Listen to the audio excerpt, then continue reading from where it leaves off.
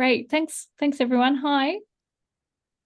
All right. So my name is Katrina Lewis, and it's my great pleasure to welcome you to this third event for Critical AI in the Art Museum, Politics and Practices, an extended discussion of the political economy and data practices that inform AI imaginaries proliferating inside and outside the Art Museum. I'm joined by Erica Molesworth, who will be helping moderate today's panel. The program is brought to you by the Computational Culture Lab at the School of Art and Design here at the Australian National University in Canberra. And I'd like to acknowledge that I'm Zooming today from Aboriginal land, the country of the Ngunnawal and the Ngambri peoples, whose sovereignty was never ceded. And I'd like to pay my respects to elders past, present and emerging, and acknowledge the quest for self-determination and substantive rights by our First Nation colleagues and their communities remains critically urgent. So today, to recap what has happened in season 1 of our series of talks, Hito Stelf kicked off with an introduction to subprime images, the statistical renderings generated by text-to-image models, arguing that DALL-E and Stable Diffusion are onboarding tools normalizing a new political economy of visual production. Her points were taken up by panelists in our second event, which focused on the future of free or open culture in an age of AI extractivism. Paul Keller of the Open Future Foundation and Maui Hudson from the University of Waikato spoke of the challenges this presents to Creative Commons and Indigenous data sovereignty and what progressive data practices might be required. Next Tuesday, I'd like to invite you all back here for our final panel on data, bodies, models, publics that will feature artists Vladan Yola, Carolyn Cinders and machine listening, before James Bridle presents the closing keynote on the 30th of November. So in today's session, we will do a deep dive into how the digital is modelled in art institutions and curatorial praxis. We have a brilliant lineup of speakers who have agreed to take part in this institutional therapy, which I'm hoping will illuminate the various ways AI has been embraced by curators, directors, comms, and development teams, and beyond. Before I hand over to our chair, a few housekeeping notes. You'll notice that we're not running this in webinar mode, so we can all enjoy each other's collective presence. However, this means in the first part, we've muted your mics to avoid sensory overload. We are also recording this event. If you'd like to remain anonymous, please change your name and keep your camera off. Our panelists will be speaking for about 15 minutes each, leaving time for discussion at the end. We are using the Q&A module on Zoom to manage this, so please help us by submitting your questions there at any point during the event. When it comes to Q&A time, you will have the opportunity to unmute and ask your question to the panelists live. Please let us know when you submit your question if you'd prefer us to read it out on your behalf. Given the time zones, I understand many of you will be joining us from the comfort of bed. We will not judge you. So now, it's my great pleasure to introduce our fabulous chair for today, someone whose research has been instrumental in diagnosing the problematic relations between technology and cultural value in the Art Museum. Victoria Walsh is Professor of Art History and Curating at the Royal College of Art, where she leads the Curating Contemporary Art program. As a curator and researcher, her projects span the post-war period of British and European art to the contemporary, with a particular focus on interdisciplinary collaborations between artists, architects, and designers, practice-based research in the museum and gallery sector, and the impact of networked and digital culture on audiences. Welcome, Victoria. I'm so excited you were able to join us today.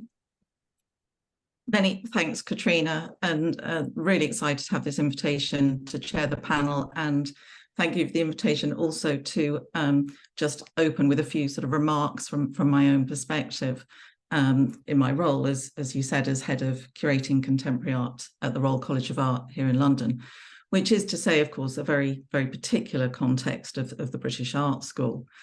Before I introduce the panel, I just wanted to lay some of the kind of sort of basic kind of framework in which I come to this and the kind of questions I think to hold in mind as we go into the more detailed panel discussion.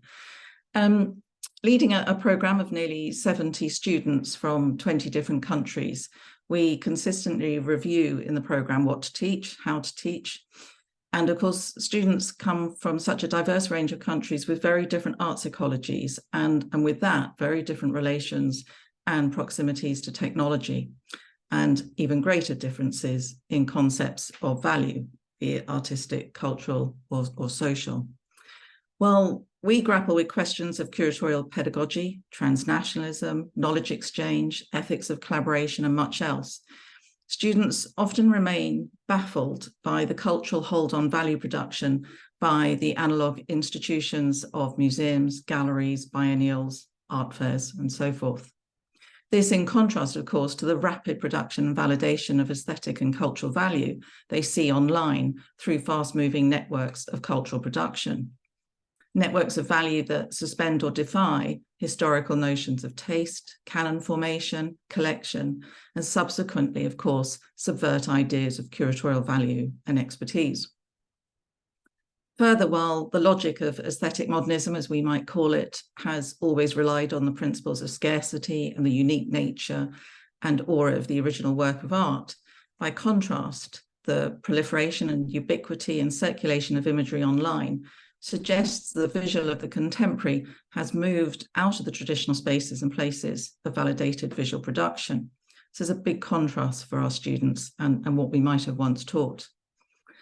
And yet, paradoxically, the art market, or at least the marketing of the art market, still places the most emphasis on the unique work of art, its provenance and authenticity. On the other side, in the academy, particularly in the British Art School, the paradox of modernist creativity is consistently expressed in the sustained investment in the narrative of the lone artist, working in the physical studio, making unique works for one-to-one encounters with the ideal imaginary visitor in the annual public exhibition. Herein lies, of course, the intertwined logic of the art school and the art market, and by extension, the art institution. But the question for me is, how long can this situation hold? Or do we actually want it to hold? But while we can recognize these paradoxes, the fundamental contradiction exists that the art field remains, I would argue, resolutely analog and attached to modernism, whilst the network as the common cultural default of us all attributes the role of curator to everyone, provoking the well-versed question, what is there left to curate? What is the role and value of the curator? These may be cliche questions now, but they remain questions to be consistently engaged with. To begin to engage with these questions usefully, we know we need to develop critical tools and awareness of the implications of how digital culture and now machine learning, artificial intelligence, is changing our ways of seeing and knowing, and indeed what we see and what we know. But while this work is undertaken to varying degrees across the curatorial field, cultural institutions, museums and galleries, particularly in the UK, I would argue, often seem to be functioning oblivious to or outside of this computational culture that is defining the everyday of their visitors and my students. Is this separation of art, technology and culture, the sustained modernist paradigm, still to be defended? Or can shifts in curatorial pedagogy and knowledge reshape the cultural value of the art field beyond the logic of modernism? And if so, what skills, knowledge, and expertise do we think contemporary curators need now to navigate this paradoxical situation? 10 years ago, at the invitation of Tate in London, and in collaboration with Professor Andrew Dewdney at the Centre for the Study of the Networked Image, we were asked to consider the impact of digital technology, and in essence, the rise of social media, on Tate's organisational practices and programmes. In the final report, we noted the following, and I hope you don't mind this slightly extended quote. The changes taking place in everyday life through computational culture are so important that we need to develop and share our knowledge and understanding of its effects and affects. One way of doing this is through historical and theoretical scholarship in new and interdisciplinary studies, which cross between science, art, culture, and technology. Such emerging fields of study can provide us with understandings of the intersection between the world of computational science and the world of culture and its representations. Quote continues. An important point to have emerged in this research about cultural value and computational culture, however, is that understanding of the operations of metadata is as important as applying software to the analysis of big data. It is not simply the digital object that we should be focusing upon as the generator of meaning, but rather the algorithms from which objects are fashioned, as well as the networks within which they circulate. Computer code most often simulates the representational, whilst the value system of code and what it does to objects remains invisible and untranslated. 10 years on, while these statements now seem beyond obvious to most of us, the situation and the findings remain essentially unchanged. We might want to speculate why this is so. Is it fear of the internet, the loss of curatorial agency, the proximity of collection to the art market, or the resistance of organizational structures and hierarchies of expertise, fearing the unraveling of the value of the collection object? Equally, while museums and galleries are fast and inadvertently assuming the mantle of cultural heritage, the arts and humanities are also facing a crisis in articulating the role and value of their knowledge and practices. For as long as we remain ignorant or indifferent in the art field to the separation of art, technology, and culture, and we don't see the cultural and political in the technological, the more we contribute to the reproduction of the normative in the representational systems we now find ourselves embedded in online. Nor will we be in a position to answer and act upon the critical questions of ownership, authorship, spectatorship, agency, and consumption, and the plethora of other questions machine learning and artificial intelligence is creating for us all on a daily basis. As one of my team asked, at what point do we want to intervene in this process? So, moving on to the panel on screen, which spans the museum, the gallery, and the university, this and many questions and more, I know, will help us consider what are the limits of curatorial knowledge and the digital. So, in order of speaking, I'm really happy to introduce, and I think I will perhaps just talk through our panel first so that they can speak fluidly one after the other. So in order of speaking, I'd like to first introduce and welcome Kay Watson. Kay is a researcher and curator working with art and advanced technologies, photography, and feminist, curatorial, and institutional histories of art. As head of arts technologies at Serpentine Galleries in London, she has curated projects by Hito Stahl, Suzanne Treister, Jenna Sutela, and In Cheng, along with initiatives such as Future Art Ecosystems, an annual strategic briefing that provides analytical and conceptual tools for the construction of 21st century cultural infrastructure. Kay will be followed by Bassam El Baroni, who is Associate Professor in Curating and Mediating Art at Aalto University, and is an internationally recognized curator who has curated and co-curated biennials in Spain, Norway, Ireland, and Lebanon. His research lies at the intersection of curatorial practice studies, theory, technology, and economics. He is co-editor of the forthcoming volume, The Edinburgh Companion to Curatorial Futures. So looking forward to that. And finally, but not least, of course, Seb Chan is director and CEO at ACME, the Australian Centre for Moving Image in Melbourne, and the national president of the Australian Museums and Galleries Association. He designed and leads the Australia Council CEO Digital Mentoring Programme, building the digital mindsets of senior decision-making staff in the Australian arts and cultural sector. Prior to ACME, Seb led the digital renewal and transformation of the Cooper Hewitt Smithsonian Design Museum in New York, and the Powerhouse Museum's pioneering work in open access, mass collaboration, and digital experience in Sydney during the 2000s. So, terrific lineup. Each of our speakers is going to speak for about 10 to 15 minutes, and we'll just fluidly run from one to the next. And then I get the privilege, I think, to ask the first questions before going to your questions in the Q&A, which I hope will accumulate as we talk. So, Kay, I think going to invite you. Hi. Share your screen. Thank you. Good morning, everybody. Hopefully you can see this. Basically, I've just given away the whole presentation. But there we go, to the top. Thank you for inviting me for this therapy session. I always enjoy being able to talk about these things. And thanks, Victoria, for the introduction, and Katrina for inviting me here today. So for those of you who don't know, I'm Head of Arts Technologies at the Serpentine in London. So good morning to everyone in London, and good afternoon, good evening, who else is all over the planet. So the Serpentine, for those of you that don't know, it's a public art gallery that has presented contemporary art since 1970 across 2 buildings and beyond. And I think we'll be focusing a little bit on the beyond in today's talk. And we have a focus on 3 strands and 3 core themes, which are ecology, technology, and community. Obviously, I represent the technology strand, but these areas are completely entwined and interconnected. So what I'm going to do, if I can, is I am going to give you a very, very quick introduction to what Serpentine Arts Technologies is, as I think the framework within which that we have developed and through which we operate is a useful starting point and an interesting point for today's talk. So since 2013, so for 10 years, the Arts Technologies programme at the Serpentine has proposed critical and interdisciplinary perspectives on advanced technologies through artistic interventions.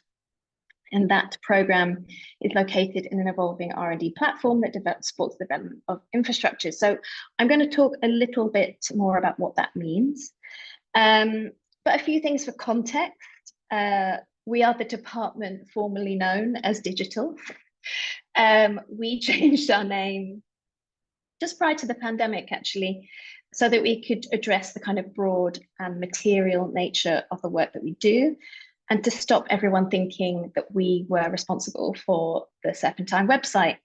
And so Digital became the marketing department. And actually that's changed again. And I think that says a lot about how things have changed within institutions. We now use the term audiences. And the programme began as a discussion 10 years ago about what the art institution of the future might look like and what the role of technology would be in that institution. A question that I'm still asked frequently, and I think everyone here is probably asked quite frequently as well. What we were trying to do was to develop ways to really bring together the back end and the front end of the art field, particularly as it relates to arts technologies, but also beyond, to make that visible and understand where the gaps are.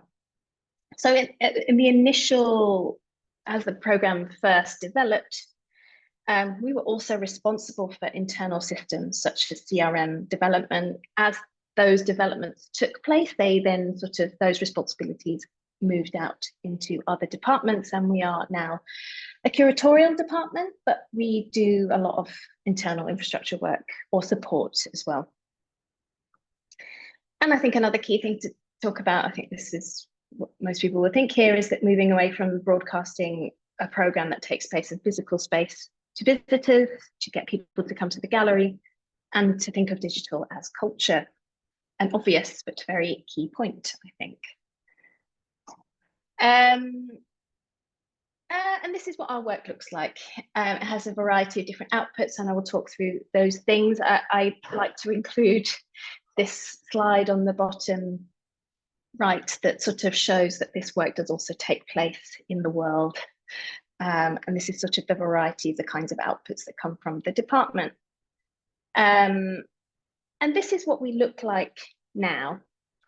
And I really like showing this chaos slide in talks to sort of show initially the fact that we as a department now have 2 main capabilities, and that is R&D on one side and commissioning and production on the other. Sometimes when we talk about the department's work, we might talk about an institutional focus versus an ecosystem focus and various other ways, but this is the way I think it's good to talk about our capabilities today. So commissioning and production. On the one side, so we initiate and support artists in developing ambitious projects with advanced technologies. Really key here is the way that we produce, building teams around projects and leading on workflows and pipelines, which is quite unusual in a contemporary art gallery, particularly as these projects generally involve teams of people. The most recent of which is our current sort of exhibition and video game, which is the work of the Brazilian artist Gabriel Massan and collaborators, which launched as a game on Steam in the gallery. And we also have some Web3 tokens as part of that. And then on the other side, we have the R&D platform, or the R&D element of this. It's really the foundation of the department, and it supports, as I mentioned before, the development of infrastructures for artistic exploration and interrogation of advanced and emerging technologies. It's where we develop strategy by the art field, for the art field. Sorry, there's a lot of stuff happening in the gallery, so if you can hear banging doors and hoovers, that's why. It represents convening, thought leadership, knowledge sharing, and work to influence cultural policy.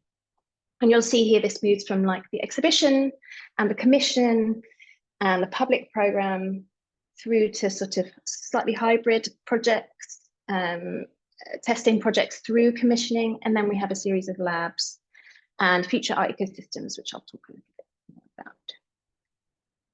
So in terms of our research work, this is actually from our public funding a strategy document, which I thought was interesting. We develop and support ongoing research and projects in order to understand the impact of advanced technologies, that's AI, video game technologies, or we might have called it the metaverse a couple of years ago, Web3, biotech, on artistic practice and arts organizations, and the role that art and artists can have in the development of these technologies through labs, through strategic briefings, prototype projects, and public programming. And we support creative R&D and organizational development.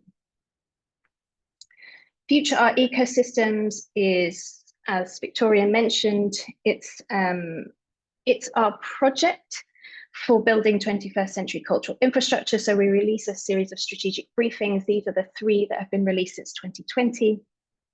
We release one every 18 months in a different area.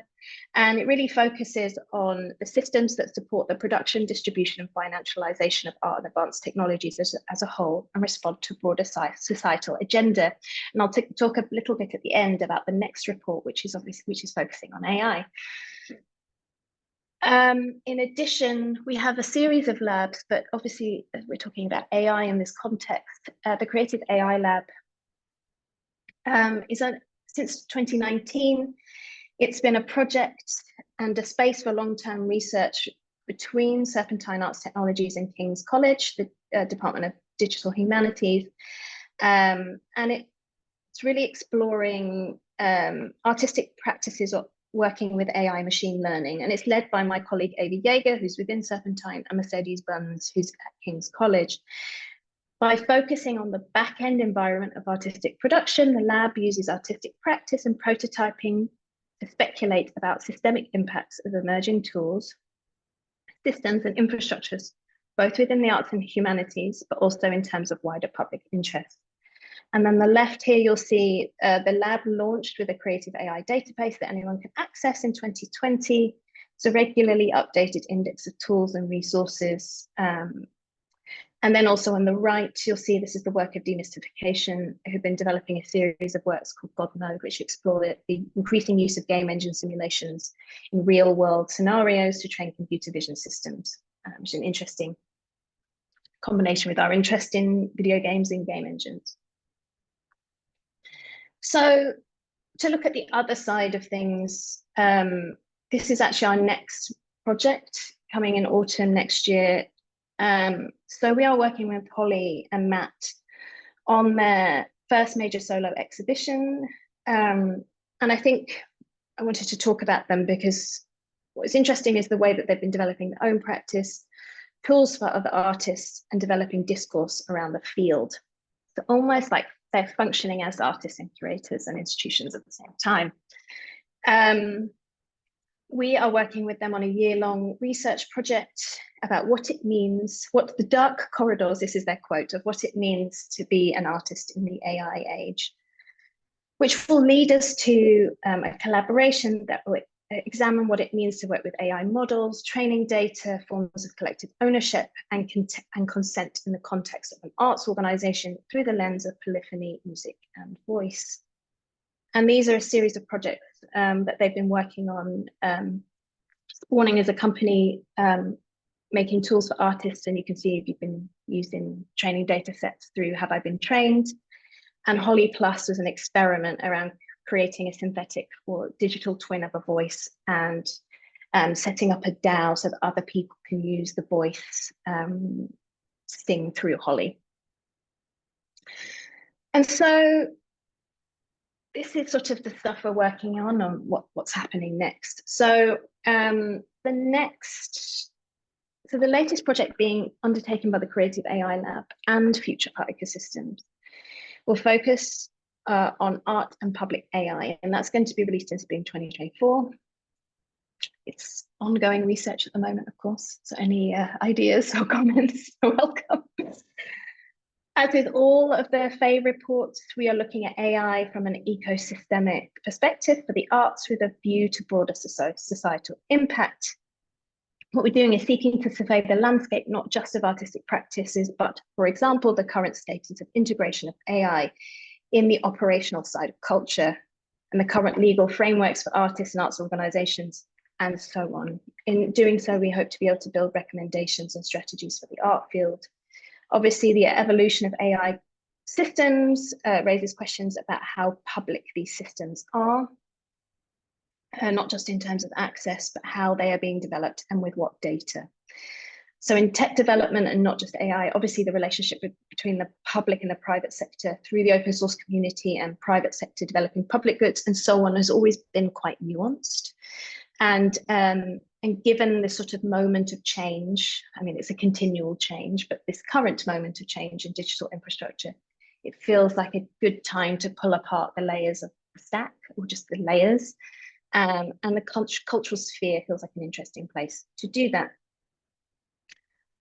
These are some of the other areas of priority for us, which is creative R&D, really seeing that we think that the cultural sector is an interesting place to do this kind of interrogation of advanced technologies through experimentation. And how do we, as an institution, support that? We're looking at different models of ownership. That could be, we ran a conference a week ago called Beyond Cultures of Ownership, where we're bringing together people from the art, culture, policy, civic, and tech space to really think about what these different ownership structures can be. And we've been experimenting with something called partial common ownership that uses blockchain to create a kind of stewardship model. Clearly, legal and best practice, because obviously we are talking about data here. And what are the models of IP that we need in this next phase, and how can institutions and artists deal with this change? And finally, I'll just include this because this is like the holy grail, which is what the business models. And I just include it just to, be a bit of a polemic, really, which is, how do arts institutions function at this moment? How are we able to continually support our institutions to function, to support artists through these varying hype cycles as well of technology? So that is my presentation. Thank you, Kay. That was terrific. So much going on at the Serpentine, so it's so important, particularly in the UK arts ecology. Thank you very much.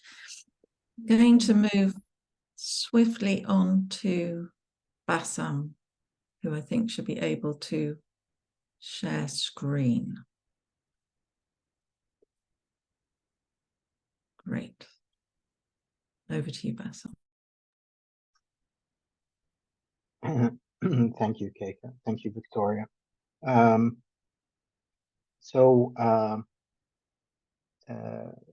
Fascinating work being done at the Serpentine, and I think my first slide today, I'll be talking about the concept of the alien as maybe a kind of useful philosophical concept to take into our kind of reconfiguration of curating for kind of the algorithmic age. And my first quote, actually, or slide, will be referencing Mercedes-Benz, who Kay mentioned in the presentation, and I think it's a really a quote that really gets to the kind of core issue that I'm trying to formulate in this presentation. And she says, now that we have machine learning, it's very clear that the area of culture, which is meaning and the production of meaning, needs to be sort of measured out anew or analyzed anew. And I think there is no really playful field where we can test and look under the hood of what is going on. Not when we understand and interpret meaning and communicate, but when we calculate meaning. And I think this idea of a calculated meaning and the difference in the calculation of meaning between our synthetic cognition and AI technologies and between what we've kind of preserved for kind of like our human intelligence is, I think, a key question that's formulating curating. And perhaps curating is that field where we can test and look under the hood, curating an art, of course, and look at what's going on and try to understand this calculation of meaning. So to start, I want to talk about the concept of algorithmic realism.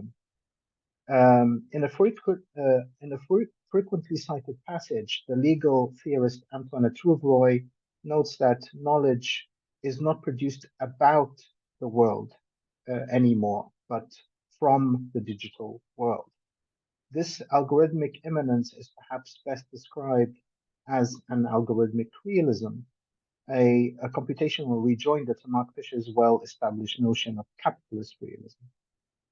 In a similar vein, theorist Felix Stalder proposes the concept of algorithmicity, which refers to the inescapability of computationally prearranged and pre-sorted information already underlying present-day cultural processes. For Stalder, the complexity of today's informational world compels users to develop a radically short-term and pragmatic approach, meaning that one of algorithmicity's implications is that users no longer prioritize finding the best solution or the correct answer, but rather one that is available and sufficient. Thus, it comes as no surprise that the socially potent sortal capacity of algorithms, AI, and machine learning, inscribed in terms such as algorithmicity and algorithmic realism, has emerged as the kind of primal meeting ground and space for negotiation for the field of curating. Here, it is perhaps useful to borrow Terry Smith's term visual arts exhibitionary complex, which he uses to denote, quote, the institutional and quasi-institutional framework within which curators regularly work along with other art world agents, artists first and foremost, but also viewers, critics, gallerists, collectors, educators, and administrators, among many others, unquote. Algorithms are also significant art world agents of this complex through their ability to pre-sort and sort and shape the information and data that curators work with. Furthermore, current advancements in AI and machine learning are reshaping the debate on curating's future as a field tied to critical and social practices. The pertinent questions concern how we might carve out the space for new models or forms of curatorial engagement that would make sense in the midst of the enmeshment of human and machine semiosis. In relation to this, one line of thinking has sought to bring together analyses of curating and the network image in an attempt to rewrite the curatorial for an age where the digital has become the default of culture and society.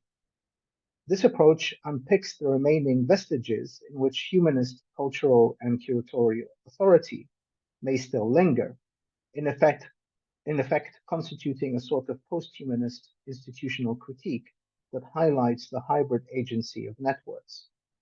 According to Magdalena Tisler-Carver, everyday activities such as posting images on Instagram, retweeting comments on Twitter, and other forms of social media engage in a form of mass curating. And as Tisler-Carver emphasizes, in the case of content curation, quote, curatorial control is distributed beyond the human agent as it is performed by software and algorithms which aggregate content and categorize access to it. In this new curatorial context, it's not just the object/subject that is curated, but its data, unquote.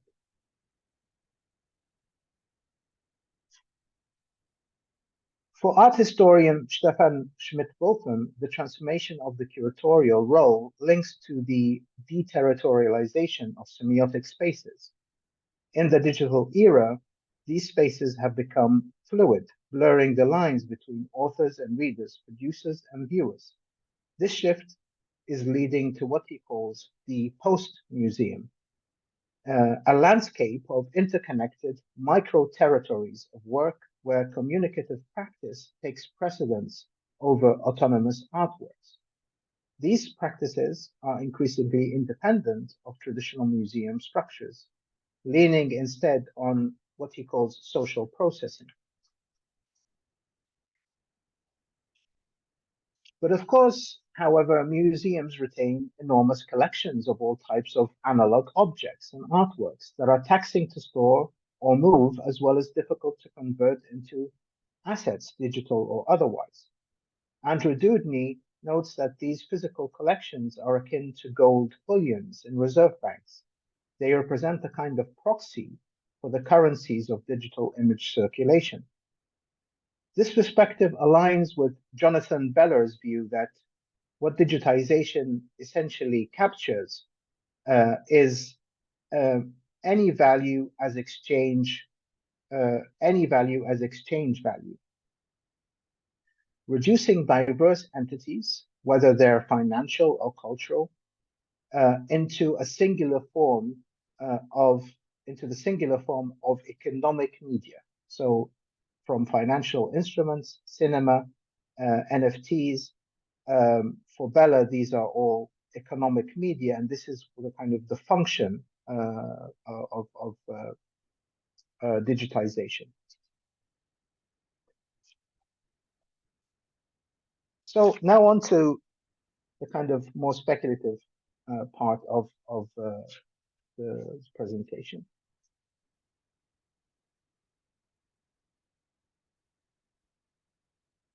The recent interest in text-to-image neural network AI platforms, such as DALL-E and Midjourney, can be said to be the first large-scale public encounter with the radical otherness of artificial intelligence. While Google's 2015 Deep Dream made the news for its psychedelic imagery of radiating and swirling creature combinations that were representations of the dreams processed by the artificial neural network, its impact on how the public will come to understand AI is perhaps incomparable to these more recent experiments. The signs that artificial intelligence techniques develop logics and methods of their own are becoming more visible at the level of daily experience. As Paul N. Edwards has argued, what makes such evolutionary computation techniques distinct from real-world evolution is that the pragmatic strategies that computation employs to achieve its predefined goals are only defined as quantitative metrics. This results in the evolving algorithms finding creative ways to fulfill the metrics that often do not reflect the qualitative goals prompted by the user. As such, this is what currently produces what we interpret as the surrealism of AI's imaginal space, which is in fact not a surrealism at all, but a quantitative realism that is completely unlike what humans would identify as a realist representation. An alien logic is underlying the software, as Warren Sack notes. It functions according to a procedural logic that is alien to any existing common sense. As the algorithms attempt to simulate a representation from a text caption, they transform the processes of meaning making, representation, and narration, binding them to their strange logic.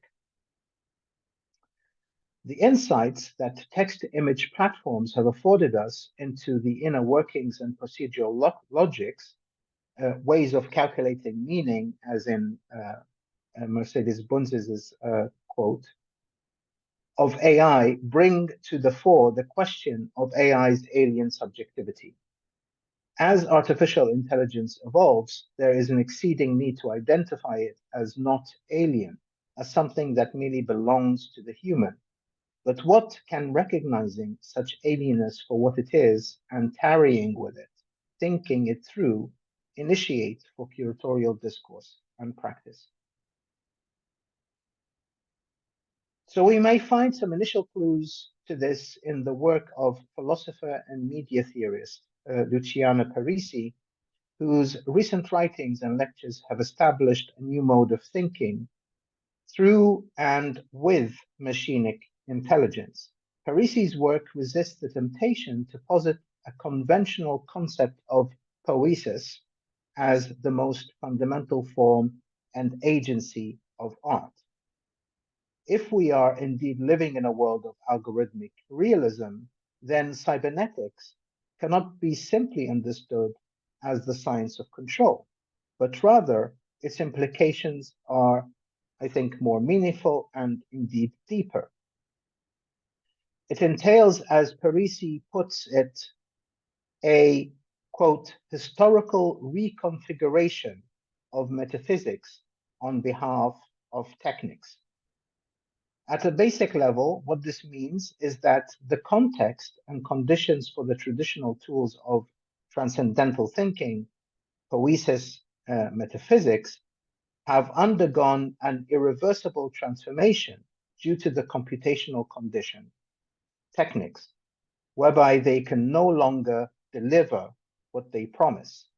Or to put it more dramatically, in the words of Parisi, as artificial intelligence systems acquire the predictive function for inferring meaning and constructing counterfactual worlds by processing information faster than the speed of light, machines refuse to grant escape to man. Thus, the emphasis on the traditional idea of poiesis that still permeates much art and curating today, while living in a computational life world where quantitative metrics and alien creativity go hand in hand, might require some reconsideration. As Parisi notes, there must be a way we can find a metaphysics from within the instrument, from within the medium, from within the function.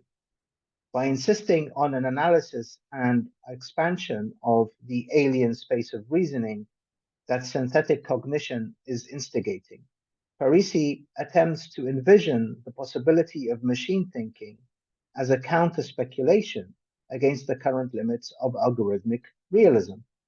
It is perhaps in the meeting of computational logic on its own alien terms that a mutation or reconfiguration of poiesis may unfold.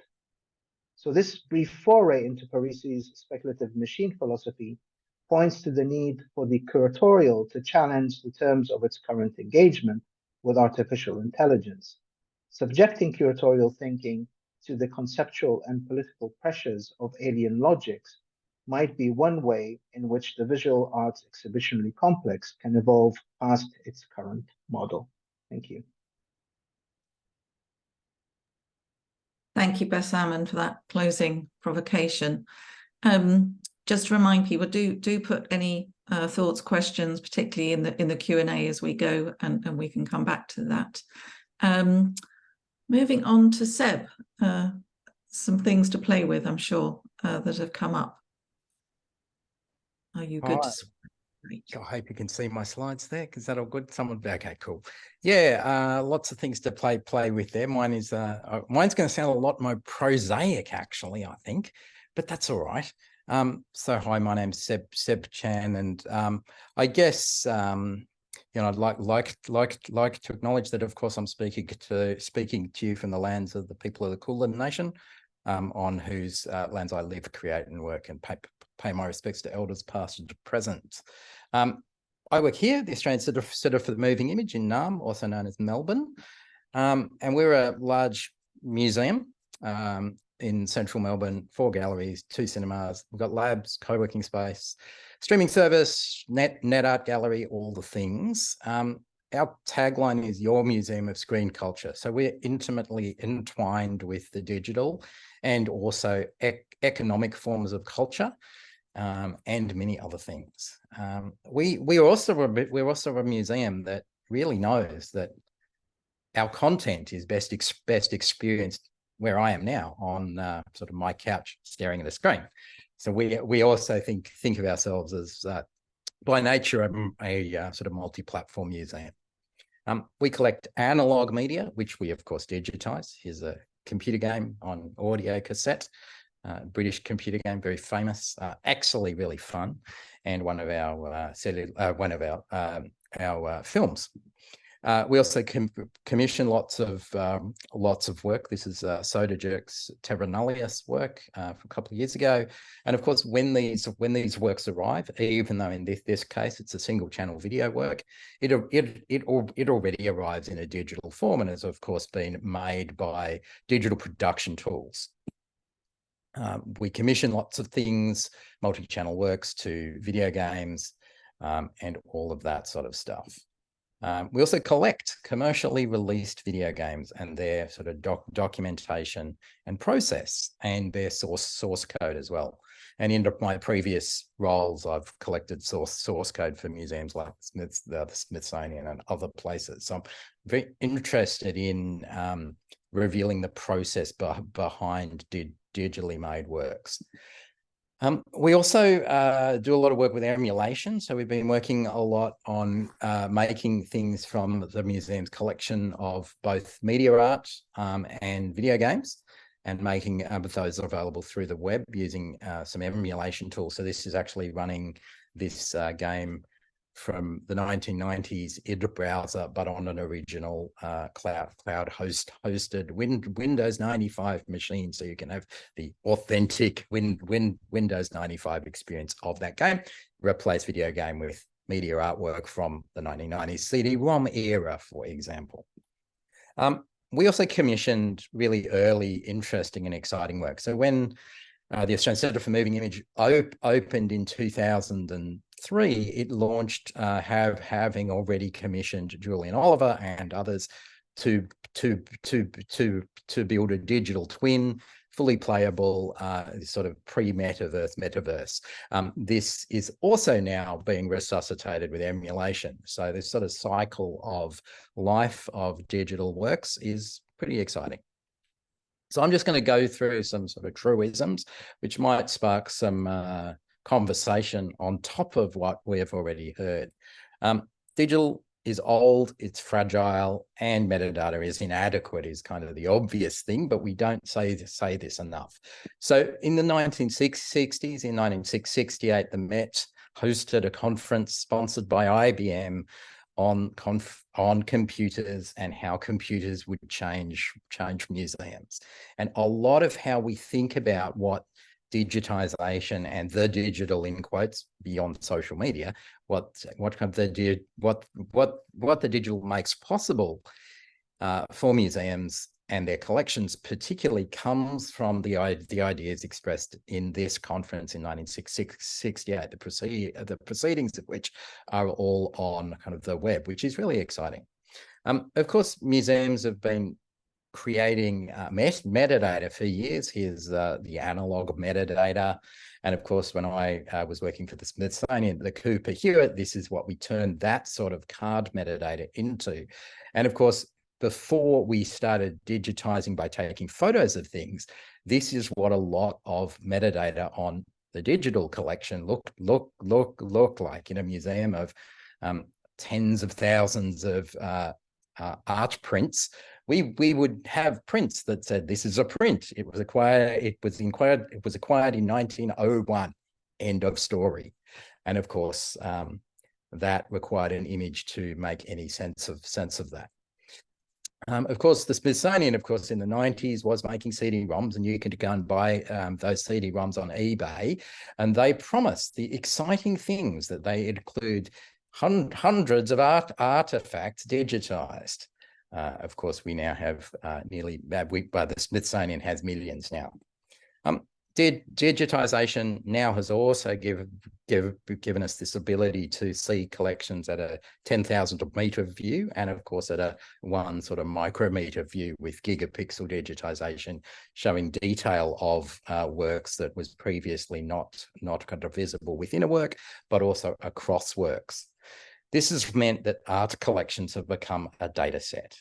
And once these collections become a data set, we can start to see them at scale. So that is that 10,000 meter view. So this is the Smithsonian's open access portal, which shows the hundreds of thousands of uses of their open access digitized collection records. This is My Museum's public API, which allows software developers, artists, programmers to query metadata about the collection. And that allows, in my case, students from RMIT to do very simple data visualizations like kind of this one done in 2016, which prompted a new collections policy addressing gender representation within the types of the types of visual arts films the museum was collecting. And of course, digitizing all of these works and making them available has now also made them available to AI tools. So this is querying the METS kind of domain. And this is some of but the images that have been pulled into the Leon data set, which of course powers Midjourney and many other tools, including the one that generated the image on my title slide. Of course, digital in the last decade has also meant context collapse. So now digital objects float decontextualized from each other and from their original contexts of creation. And this shift from a collection-specific knowledge to this data-centric view has really created this switch, which creates a huge amount of problems. And we see this across our social world, as well as our political realities. With that too, though, museum audiences have changed, and I think that forces new institutional responsibilities onto museum curators, museum directors, and kind of the museum itself. As museum audiences have diversified, finally, our staff haven't perhaps yet. This is creating a need for us to rethink the role of kind of the institution. And Aalto University, a museum thinker and worker for many, many years, and now in her 80s,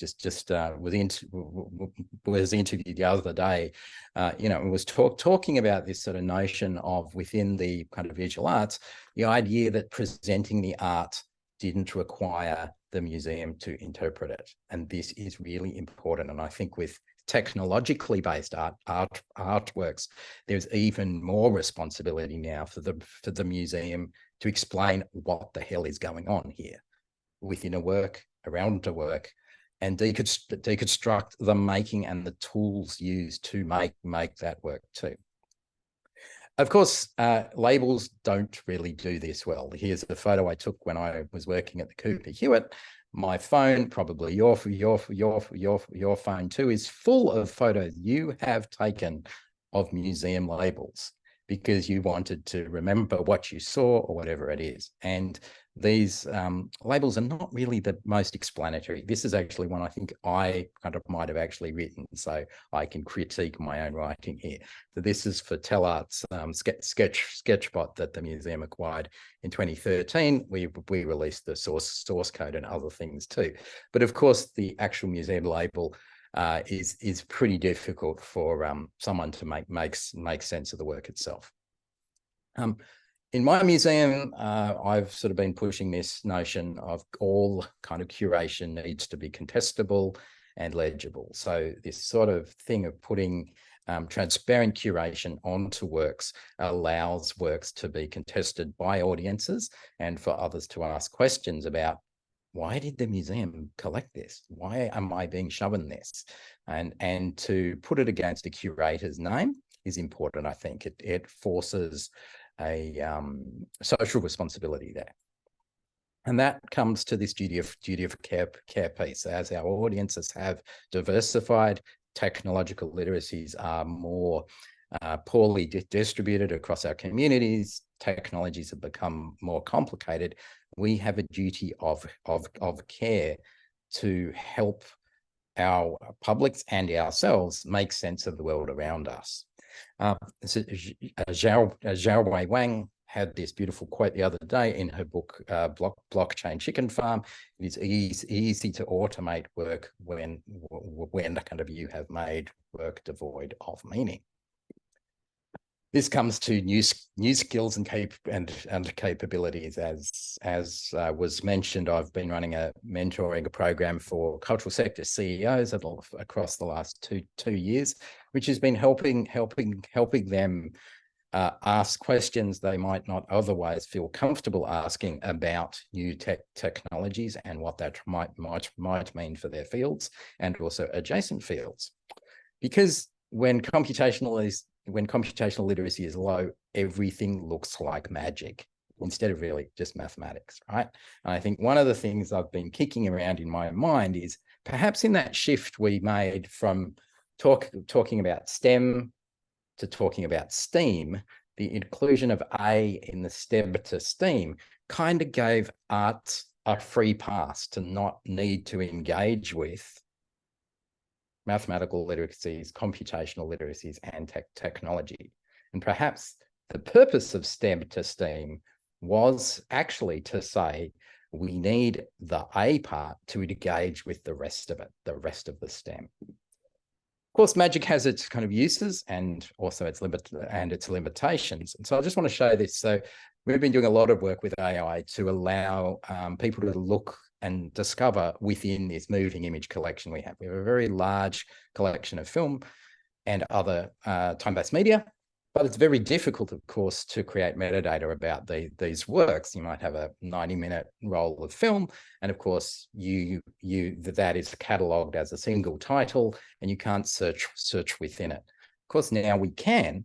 And what we're starting to see is what we're seeing is this generation of new forms of metadata. So here's this running on our website. So you can search obviously within a transcript of a video, and we can see here the results for a chair. But we can also search within the content of a video and see the moments where a chair appears. But of course, it doesn't always get this right. So this one on the right, just for fun, whilst this one on the second kind of left is saying farewell to childhood. We can see all the moments which contain a chair. But in this third one, just for fun, a film from the 1960s, we see the metadata created that suggests this child is holding a cell phone, a very early cell phone, of course, from the 1960s.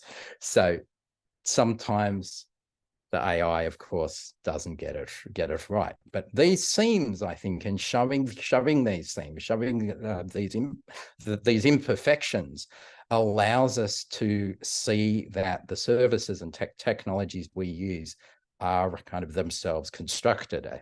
Referencing here Mitchell Whitelaw, of course, Tim kind of Sherratt talks about this seamfulness is an important ethical and kind of political stance. And so showing where the technologies break down and where their edges are is very, very important. And it's a role that I think museums and galleries have to show how technologies are fragile too. So what are the new kind of literacies we need? How do the public creators and cultural workers distinguish modern technologies from magic? And I think Aalto spoke about that in the first week's talk, and it's very important we don't become promoters of technology companies by accident.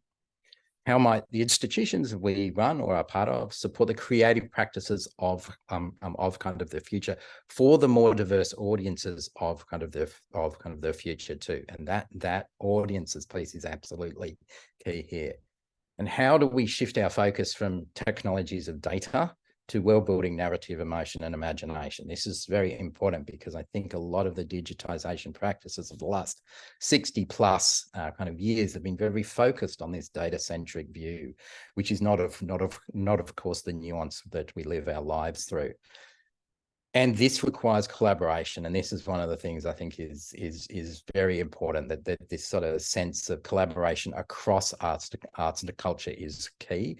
And this means breaking down the disciplinary silos, and also collaborating with culture makers and cultural forms that we do not usually see as part of our own our own domains. So some of the things that keep me up at night: open and closed, experimentation, of course, and its evil twin maintenance, very difficult. Fragility and permanence. Museums are obsessed with permanence, but in fact, we deal a lot with fragility.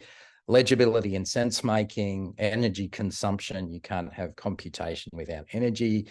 You can't have computational capacities without training.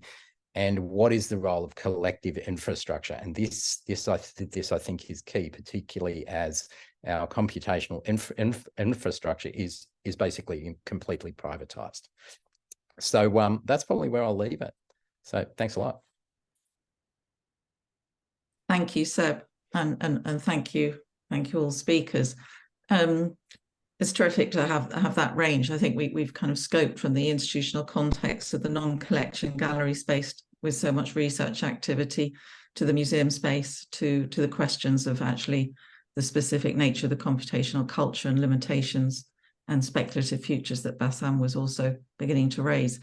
We've got questions, comments, and I think perhaps what I'd do is maybe, because we've got so much coming in, start with thinking perhaps with questions around the institutional framework and organizational practices and how that's changed. And Katrina, you put a question as co-host, you could only allow to put it in the chat. Would you like to ask that directly? So it was my first immediate question in that field to Kay, but you've put it well, you ask it. Oh, thank you. I'm just going to have to scroll back in the chat to find it. Here it is. I've got it here, sorry. don't worry. So Kay, you know, this is a question Yes. I've asked you this before. But I think it's an interesting one because we just heard about how, you know, these things live on the world, out there in the world, but actually you and I know that the internal world of the institution is very different. So I wanted you to say a few words to describe the status of the digital program internally at Serpentine, launched back in 2013, and how you would describe its status internally today, 10 years later. And obviously there's been a pandemic, there's been the rise of AI, so very interested in how that might have changed. And what challenges have you experienced in transforming the back end of the institution? Thinking back to what Victoria's opening comments were about institutions being bound to aesthetic modernism. What were the challenges of the back end of the institution rather than innovating at the front end and saying, you know, technology is the tool of the artist and our job is to just reify that on our walls? Where do I start? Be honest. I will be as honest as I can. No, so obviously 10 years ago, it was considered quite a risky move, I would say, to do this kind of work. And, you know, we started, initially it was just one member of staff and I joined, and we were two part-time members of staff working on this program. And over time, this has evolved for actually a number of reasons. And I think it's worth saying that I am in an institution that does not specialize in this area. We have a specialist department, but we are an institution that does a lot of very different things.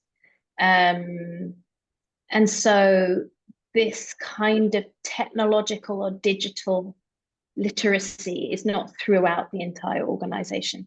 So I think that's an important piece. And I know that's the case in most institutions. We are obviously much smaller than, say, the kind of large scale national organizations where these things are probably even more siloed. So in the initial moment, I would say that we have functioned a bit like a cross between a production studio and a startup. And I think coming back to this, God, there are literally so many things I could talk about. And then now it's very different. We're a team of 7, which is pretty huge for an organization of ours. And that has come down to the fact that we have, I would say, we have proven ourselves potentially through some what could be seen as quite risky projects, sort of financially risky for the organization. That those have benefited the organization, I'm pleased to say. The fact that we as a department, you know, my job is to create the conditions whereby we can make this department exist.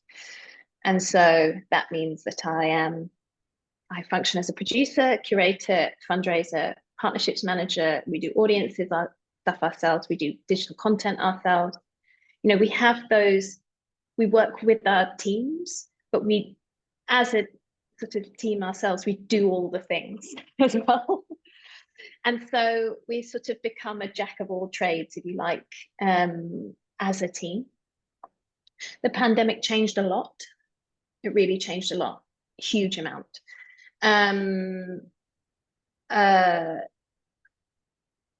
You know, institutions are judged on the amount of people that come through the door and the amount of people that click on our website. And you know, part of what we want to do is try to change those metrics as well. That's, you know, part of what we're doing with Future Art Ecosystems. But in sort of demonstrating, because of the pandemic, what we found, and this is not the case with all institutions, our audiences flipped. So what had been the percentage of physical audiences versus digital audiences are now the other way around. And which is not the case in all institutions, but that's how it's been for us.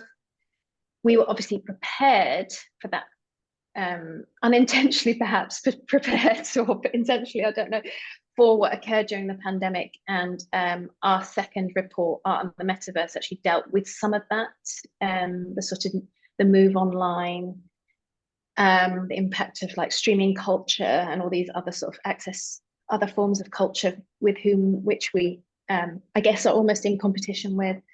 And coming out of the pandemic, we have really been focusing on the hybrid model. There are some other things I wanted to say, but I can't remember the rest of them. I wonder, Kay, I mean, I think one of the key defining opportunities of the Serpentine is also to be without collection, which gives you 100%. Yes. That you're not, you know, that's a complete difference to Seb. I just wanted to ask you one question and then to Seb, and then a different range of questions towards Bassam from the audience. What have you learned, do you think, in that flip of audiences? How are you finding out more about who is the visitor in the network or online or coming to the new offer?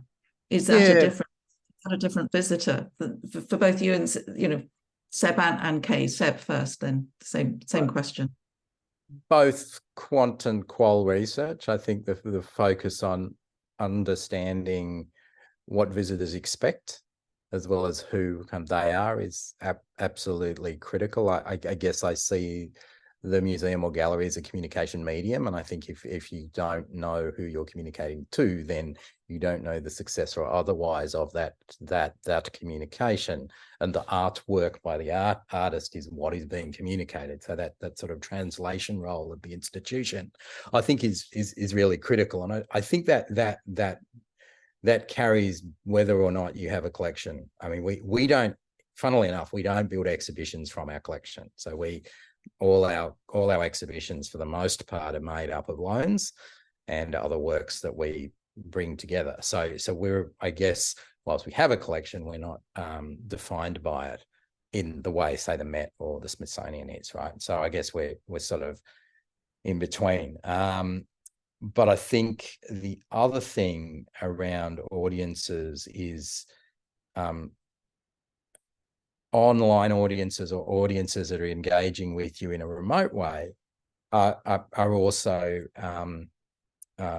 operating in a context that is very sort of knowable from you. So I think when we think about a museum visitor in our physical spaces, we have much more designed control over their experience and their attention. And we know that when they're scrolling on their phones or on their laptops or other devices, they are likely, we have very little control over their attention. So, whilst I'm on talking here, I have many other tabs open. I have other things on my screen. Maybe I have a YouTube video playing with subtitles on. I'm sure people here are anyway. So, like it's that multi-distracted visitor. So I think it's interesting, this sort of, I've heard a lot of museum people saying, well, most of our visitors are on kind of line now or remote. And it's sort of, I wonder whether it's actually about attention, and it's sort of, how do we in a economy and cultural space where attention is increasingly shattered and fragmented and monetized, what is the role of the institution in building back muscles of attention that allows people to spend the necessary time with works and make sense of them? And for me, in a moving image museum where everything is time-based media, including video games that to actually play and make sense of, might mean sitting down in front of them for 50 hours or more. Not going to happen inside the museum. How do we build those muscles that allow people to engage in that sort of way and thus make sense of things? So that sense making, I think, is really important. And I think that's, I don't think institutions cannot do that.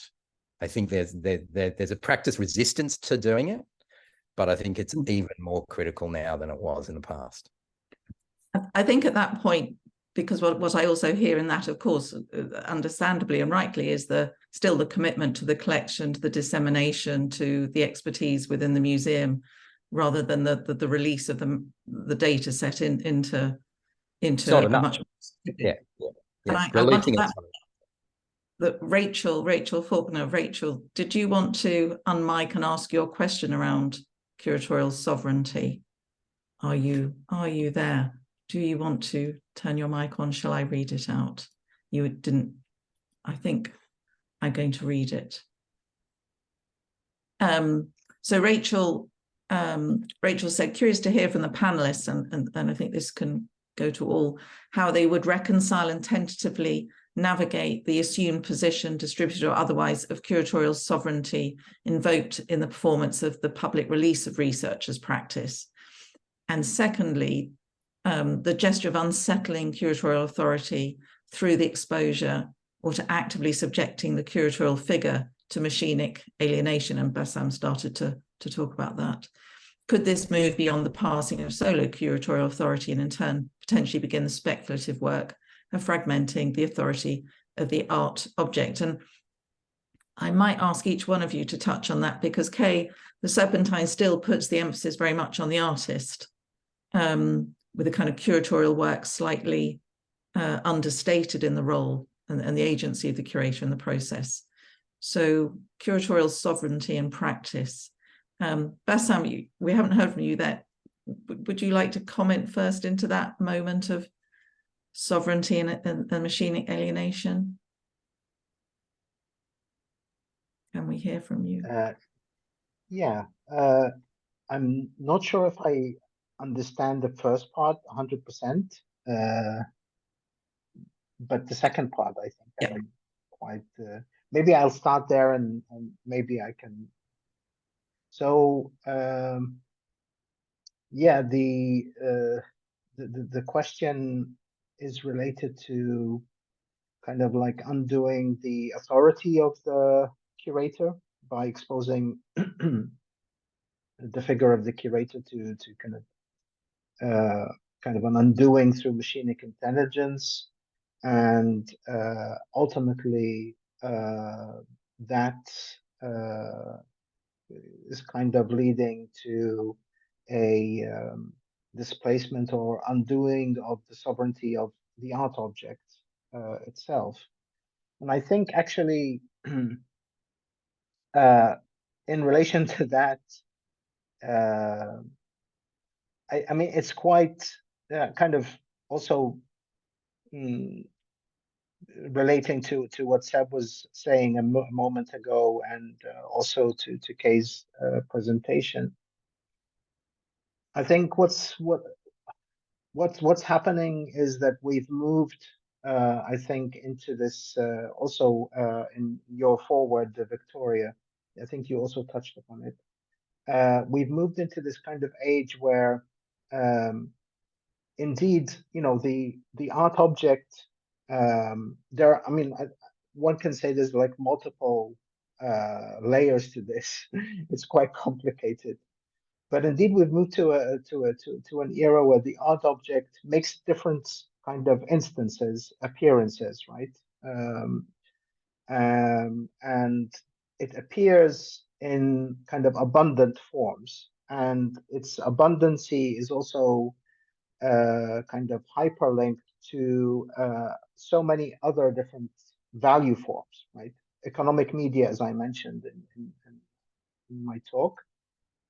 And while the institution, I think, is still perhaps, I mean, definitely in the case of Serpentine is perhaps, or at least the part of Serpentine that Kay is taking care of. It's kind of moving from this model. Most of the institutions are still kind of related to this model of scarcity of objects, right? Where you kind of like have this, you know, kind of safekeeping, caring of individual, you know, kind of art pieces and art objects. That is essentially also linked to, I think, a key issue, which is the primacy of experience or the experiential. I think one of the challenges we're facing is we understand the experiential in a particular way that's related to a particular art economy that is still very related to the modern, right? And we still haven't, in a way, shifted into that kind of mode of adopting the experiential in a kind of more fragmented way. And I think this is well, this is quite apparent actually in the pandemic. You know, like when we weren't able to visit museums, when all our meetings and all our experience of art was through Zoom and you know, this kind of collective screen space. It created a kind of longing still for you know, that you know, what that kind of experiential as we know it.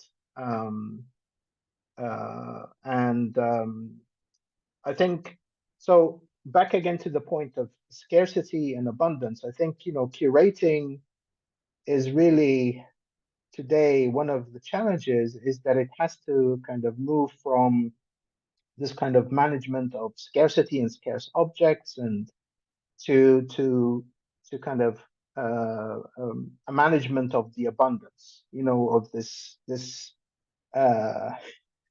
absolute kind of like flood of images, of digital objects, and I think we're still learning to do that. I mean, there's still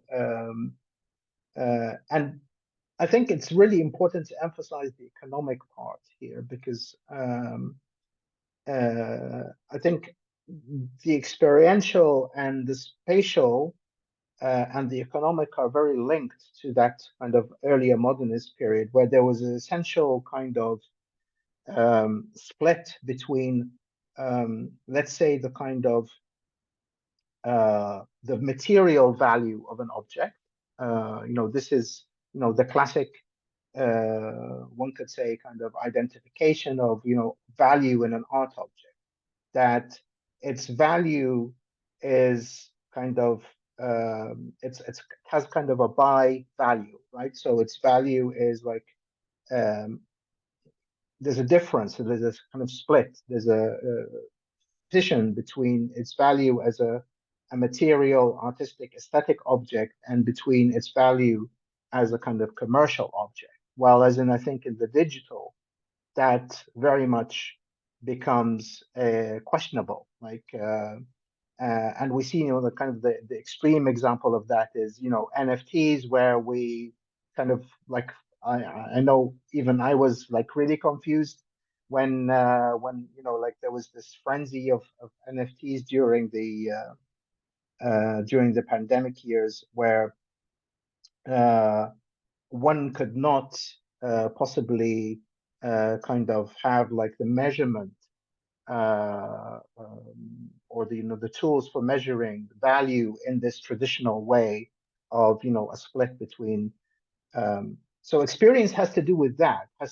We're going to experience something that essentially has this quality that then after we visit it in it, or before or during, is evaluated in a completely different way outside, in an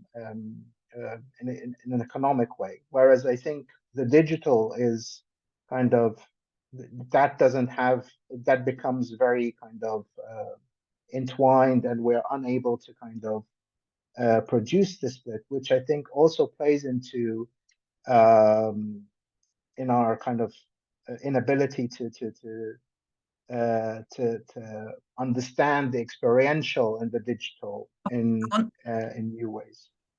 I want to come back to Kay and Seb on a couple of the points you raised, but just while you're in that space of discussion, Bassam, I wanted to also then pick up on, as we find new ways or look for new ways to find meaning, your discussion about AI's alien subjectivity, and particularly Parisi's notion of poesis. Yes. I wondered whether your articulation of that point of Parisi's is really an attempt to rescue meaning within the potential for normative standardization, with whether that's a kind of limit, an attempt to rescue a kind of new form of aesthetics and subjectivity that we can hold on to and resist the normative that is being produced by the machine learning. I think so. I think it's trying to break, because I think what's also happening, of course, is that because the institutional framework, where we're so entrenched into these historical institutional frameworks that have managed to kind of replicate themselves all over the world in different ways. A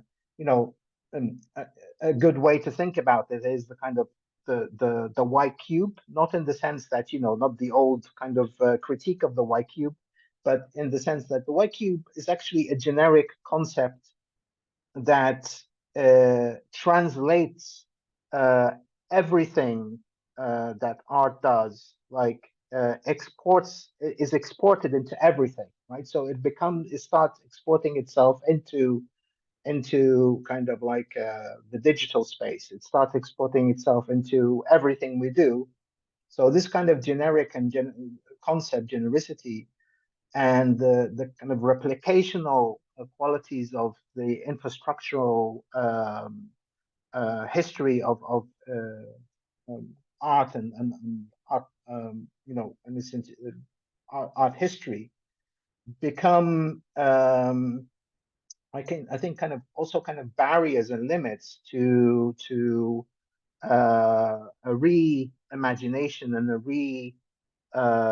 configuration of what we can actually achieve by thinking through the digital, right, and thinking through the algorithmic. And so I think Parisi's idea is about trying to, in a way, unburden ourselves from that history and to you know, look closely and more attentively to the processes, computational processes, as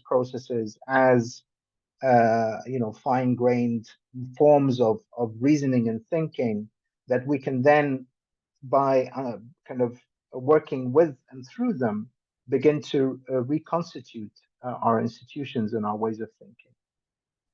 Thank you, Bassam. And one, I know we're just coming towards the end, but I've been given the go-ahead to ask one sort of last sort of section of questions to all of you, which is just touching on, and Seb, you said art history is the new data set, and we were just touching on those kind of disciplines.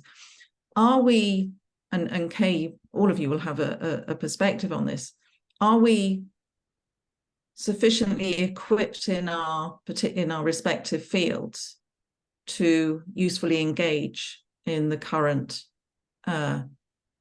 condition stage of AI? You know, do we have the knowledge, the skills? Are we optimistic about the changes in our organizations and infrastructures? Are we reaching the right people? What should I be teaching? I'll just do a bit of consultancy research here too. But I mean, I know what I feel I need to do, but the progress is slow. So my question to all of you is, what skills and knowledge do you think we need? Do we have, is it just change in the systems, or is it an overhaul within our own institutions, or is it also across our sectors? Seb, you were nodding enthusiastically. I was trying to avoid answering it, but no, sure. Yeah, look, this is something I think about a lot, and I think, you know, I think one of the things, this is why I bring it down to sort of the sense of magic. And I think one of the things I've been interested in for you know, maybe 15 years now is sort of, you know, that sort of turn of last century with electricity arriving and the magic show. And there was a period where stage magic was really a popular thing. And it was in some ways a way of people making sense of the electrical age. As a culture. And it's kind of feels to me like we kind of need to get through that period, but also be constantly learning how to ask the right questions. And I think one of the challenges, and this is why I brought up that STEM to STEAM issue, is that I really do think that in a future that is inevitably requiring us to have new ecological literacies and computational literacies, the arts practitioners, arts workers, and artists need to engage with the complexities of those and get beyond the discussions of ethics. And the ethics are incredibly important, but people need to engage with the material doing of the work, and that does mean getting on the tools, understanding as much as you can of the way they work, and building ways of playing with technology as media. I think it's really important, and I don't have the right articulation of this, but I do worry that I still run into people who are talking about AI and expressing extreme concern about it who have never actually used any, let alone experimented or even worked with other people and actually done something with it. And I think it's really important to do that, and because otherwise it plays into the extremism around the way these technologies are presented in very binary ways in the media. And you could say this is how our media age is working now too, across politics and society. So it's not a unique case, but I do really think those ecological and computational literacies are things that people need to find ways of learning. And that's part of the reason I set up the mentoring program, really to allow people who just might still ask their assistants to print their email for them to engage properly with things that are all around us, right? I'm being flippant, but, it is it also serves a lot of interest to keep that binary position. There is a lot.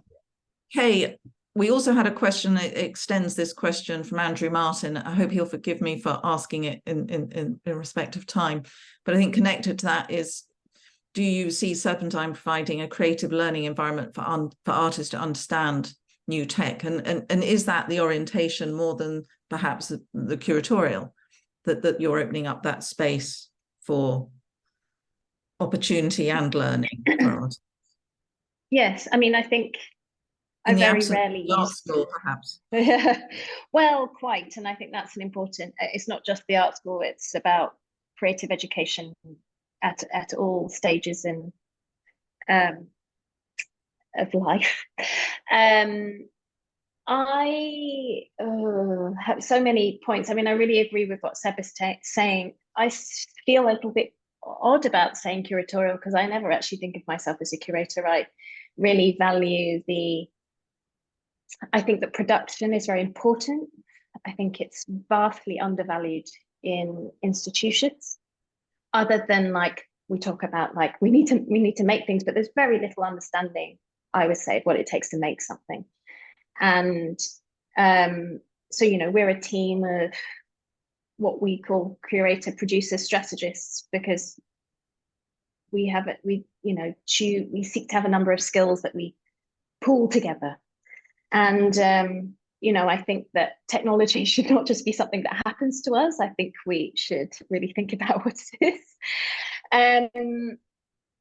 So yes, I mean, I think as an institution, we don't exist without artists. So particularly as an institution with no collection, which is obviously, those collections don't exist without artists as well. But, we're working with contemporary artists who,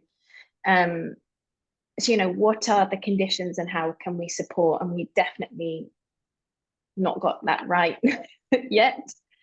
We try. And so, yes, creating the conditions for that experimentation to us is extremely important, but it's also about keeping the knowledge within these institutions so we know what we're actually talking about here.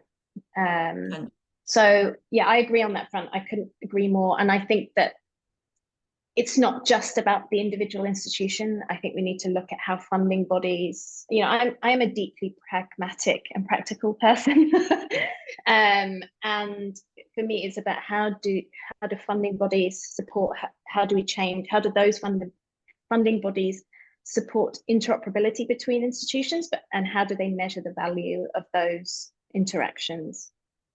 So I think there are numerous things, and I think it can't always come down to the individual institution or the individual curator within the institution. It will always be, how do we connect across this practice, policy and theory, and connect the level at which discourse functions and practice policy often lag behind. On that note, Bassam, what's your view from inside the university? Are we organized and looking at the right skill mix or training? Questions? Well, I think definitely there is more there are many more students who are interested in acquiring skill sets and kind of know-how related to forms of media that are digital and algorithmic. But I think, despite that, I think there are the essential limit or problem is that still their work is very much operating within the same model, the infrastructural model. So when they graduate, even if they have to bend or be incredibly